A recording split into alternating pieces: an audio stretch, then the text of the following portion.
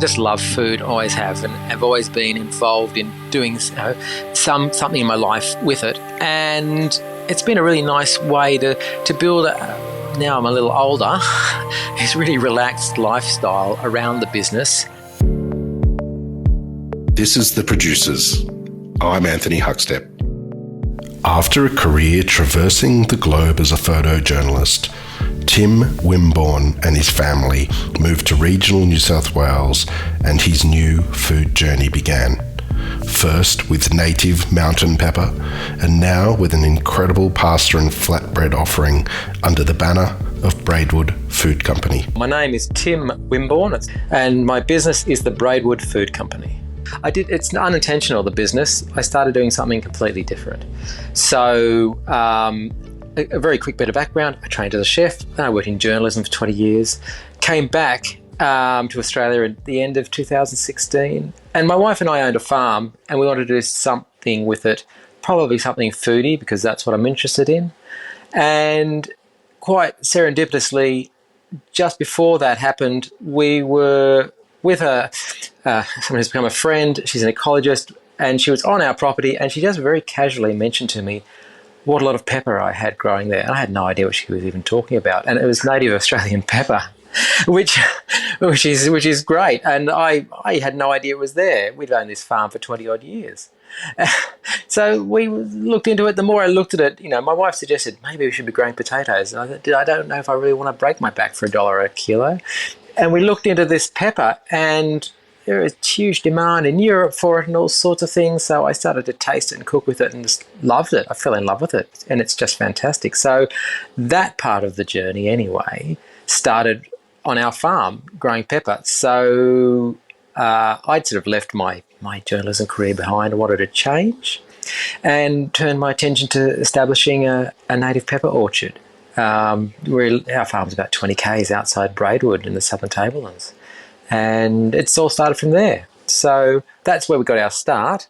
And thanks to the bushfires a few years ago, which wiped out the whole farm, and we lost the whole orchard and all the infrastructure that went with it, I really had to do something. And literally we sat there with the smoke still, rising from the burnt stumps. And my wife said, "Oh, why don't you buy that little building in town that was for sale and build a kitchen?" And I did. And here we are 3.5 years later, and the business is roaring. So yeah, I had no plans at all for that side of the business, but it worked really well. And that's what we do now. And we still use native pepper in a number of the things that we produce, but we've really spread our wings a little bit more than that, and just make the most of living what has become really quite a foodie area around here now. 20 years ago when we bought the farm, it wasn't, but there's now a critical mass of growers, producers, and people doing really interesting things with food down here, that it's become quite a foodie town, and it's really worked well to be working in the heart of that. Food has always been important in Tim's life, and it led to beginning a career as a chef. I was kind of fortunate, I think, because I grew up in a household that both my parents cooked, and they cooked lots, and they were both really interested in food from every corner of the planet, really. So we ate really well at home. It was really nice. And for me to start an apprenticeship as a cook, I was confident enough in the kitchen and confident with flavours and so on that I was pretty comfortable pretty soon to work in that environment. So that was kind of nice. But I got to say, one of the main things I do now is I make a certain kind of pasta here. And I trained under a German chef, and there was literally no pasta in my life early on. He was a really good chef to train under, but it was a completely different kind of food. And it was a really interesting time. I started my apprenticeship in the late 80s, and these sort of Asian fusions were coming in, and we used to refer to that style of food as modern Australian, but it just really meant a fusion of all these different influences from all around the globe, and you try and put them all into a menu using all sorts of, new foods. I can remember when we had emu on the menu, back in the late 80s, and crocodile and all these things. Of course, those things that have come and some of them have been accepted and some haven't. But it was a really kind of exciting time to be a young chef, experimenting with different things. And I did that for a few years. And then I moved into photography actually and became a food photographer for a while. And that, I moved into photojournalism, and I actually spent 15 to 20 odd years working around the world as a photojournalist. Completely different. And got married and had children and all those things. And then a few years ago, I sort of ran out of steam a bit with that, all the travel and so on. We came back to Australia, and the recent history with growing native pepper and turning my attention back towards food and sort of getting into what I've done now in a really roundabout kind of way. The bushfires in 2019 destroyed his entire mountain pepper orchard and all of his equipment, but it led him to exploring pasta. Like I said, I never planned this at all. We really did it on the fly. Before the fires came and we were starting to establish our mountain pepper orchard, I had a really small harvest to start off with. We had about 2,800 plants on our farm, wild plants, and we would harvest, but it was still a small harvest. So to sort of extend that a little bit, value add to it, I started making pasta with just the pepper in it, just small amounts. And by the time the fires came around, I had, I think, 4 clients, retail clients, who I'd sell the pasta to as a wholesaler. The fires came, we changed direction, I built the kitchen, and we bought the building during the first COVID lockdown, actually, and I think most of our friends thought we were a bit mad. It was in the retail area of Braidwood. So just to give you an idea, it's not a huge building, but it's all glass on the front. So the kitchen comes right up to the windows, and it's a bit like working in a fishbowl. So people can come up to the windows, press their noses up against it, and watch us making what we make, which I really quite enjoy. So we built the kitchen and started there, and within 6 months we had about 20 retail clients, and it just built from there. And it's been kind of a nice journey because it's grown organically. I don't put a lot of time into getting out there and making lots of phone calls and pounding the street. A lot of our retailers who buy from us have found us, which is nice. And it's usually the like-minded type of businesses who connect with us. So it's been a really nice way, and we're still growing happily, and I hope we keep doing that. For Tim, everything he does in food is as much about honouring the products he makes as it is connecting with local producers. We're sort of directed by what, in the range of things I make, what grows here. So we limit ourselves to everything we make is flavoured with local ingredients, and here we are in this cold climate, and certain things grow really well here, and people are trying all sorts of things. So I work with local, literally family-owned farms, organic producers around the place who grow our flavoured ingredients for us. And in one way of thinking, I suppose, you're limited by what's grown around here. We have ideas, we could do this or we could do that, but no, those sort of flavours don't grow around here. But it's kind of a nice way to work, that you're working within a fairly limited range of options, and you have to make what you've got work. And we experiment lots and come up with things that have worked well for us really, really well. Tim has created a job that he truly loves, that also delivers an incredible work-life balance too. I never get in the kitchen before 9:30. I don't really start. My wife, like every morning we go out and exercise and so on, and then we'll have coffee every morning. We start that morning, and there's lots of nice cafes in Braidwood. Like, it's become a real foodie town. There's good quality coffee, good quality cafes and bakeries and things here. So we'll always have coffee, and I'll get into the kitchen around 9:30, and I'll usually work till about 2:30 in the afternoon.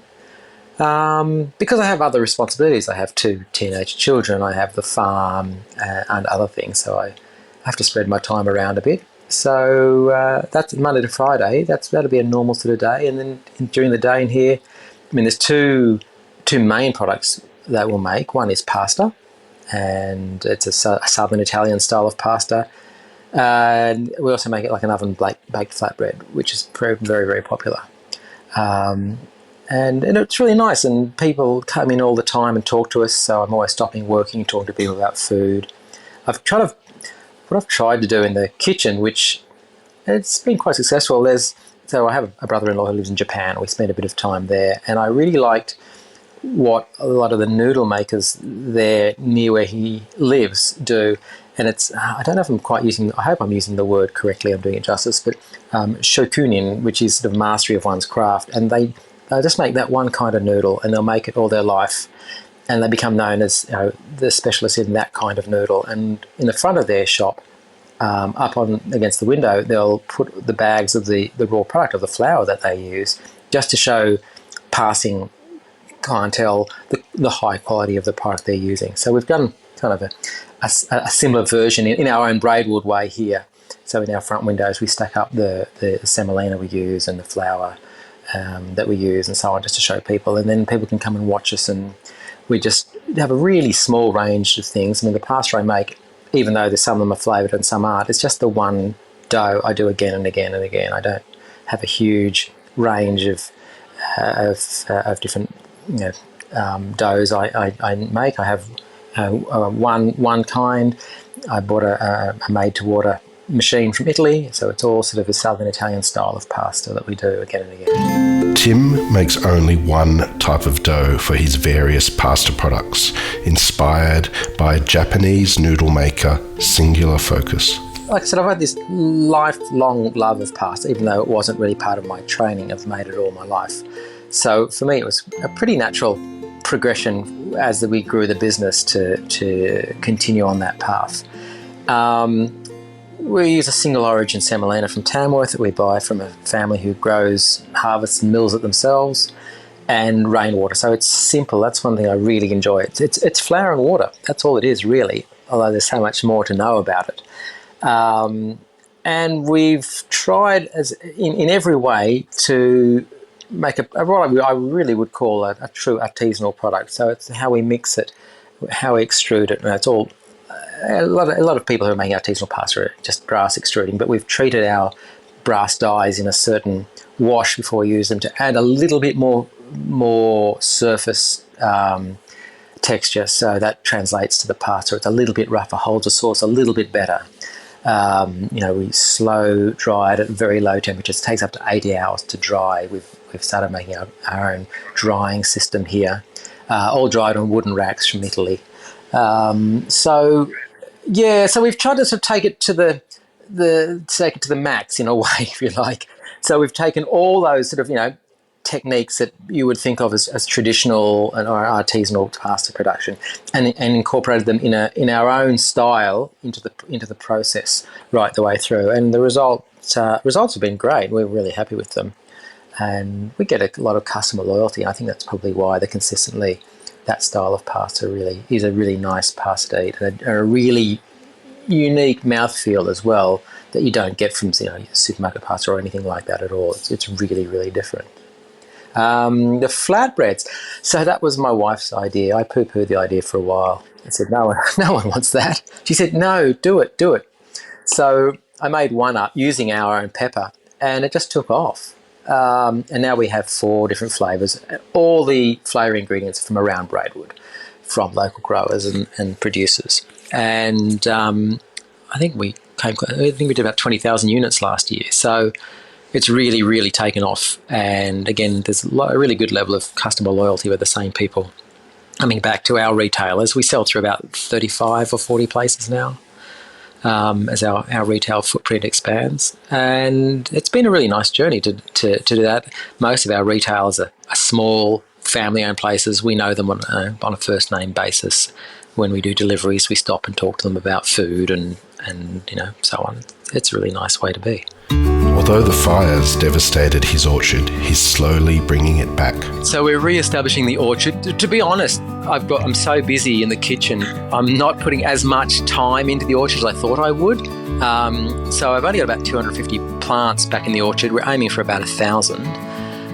But I propagate them all myself from cuttings. And the truth is, to get really good cuttings, you need a good harvest season, and last season was really poor, so we didn't have a lot of good plants to choose from, so that slows us down. But I'm working with a few other local landholders and helping them establish orchards on their place on their farms with a view to and I don't charge them, I just give them whatever experience I've got, but with a view to buying their crop wholesale once they're up and running as well. And that way I can expand my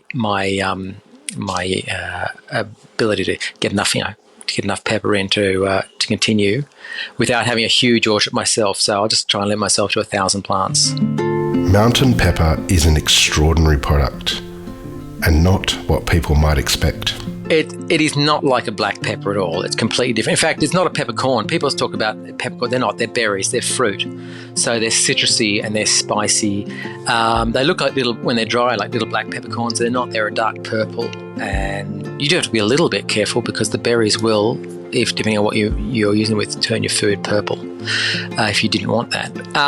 But they're great. And one thing that we also use that very few other people do is we use the mountain pepper leaf. The chemical that's in the berry to give it the heat is in the leaf as well.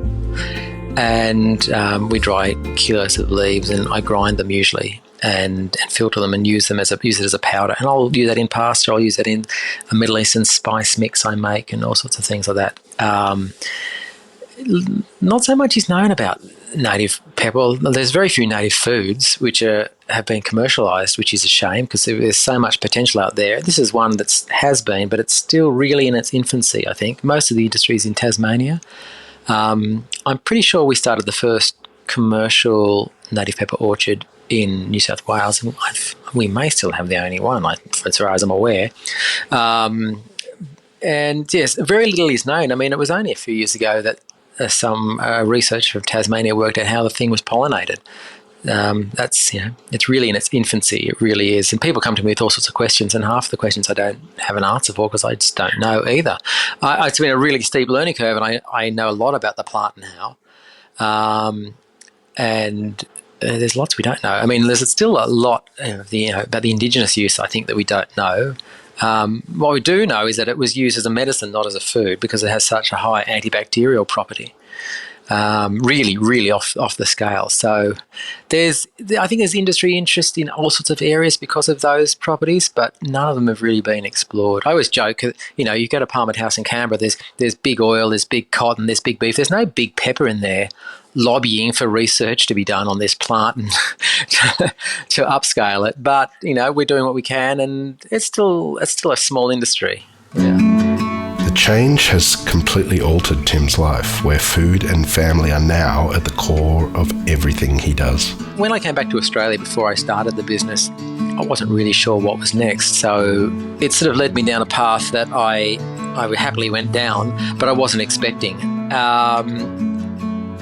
Some people might describe me as a bit of a food tragic. I'm not. I don't think that's maybe a little unfair. I just love food, always have, and have always been involved in doing something in my life with it. And it's been a really nice way to build now I'm a little older, this really relaxed lifestyle around the business. Like I said, I spend half my day talking to people about food, not actually making it, which is kind of nice. We make plenty of it, and the business, because of what we've made, and it's been really well accepted, it's grown by itself, which is nice. I'm not really great at getting out there and selling my wares. I mean, back when I was a photographer in the old days, and I started as a freelance, I was awful because I didn't really want to go and ring people up and ask them to employ me. So it's been a really, really nice journey and really relaxed, and it allows us out here to lead sort of the lifestyle that we were after when we came back to Australia. It's a small town. It's relaxing, but it really punches above its weight when it comes to food and wine and so on. So we tend to enjoy just living in this environment where we're surrounded by other producers and food people, and we can just make the most of just living here as well as running a business in the industry. It's growing still, and it's growing nicely, and we're expanding our retail footprint at the moment. At the moment, we've got a lot of retailers in Canberra expanding onto the South Coast, Southern Highlands. We've had this year especially a number of inquiries from Sydney. So distribution is always the real challenge for a small business, but there are solutions for those challenges. And once we come up with what we're really happy with to deal with that, I think you'll see our product in Sydney before too long. Tim's dedication has created a truly artisan, bespoke quality product and a way of life in food many could aspire to.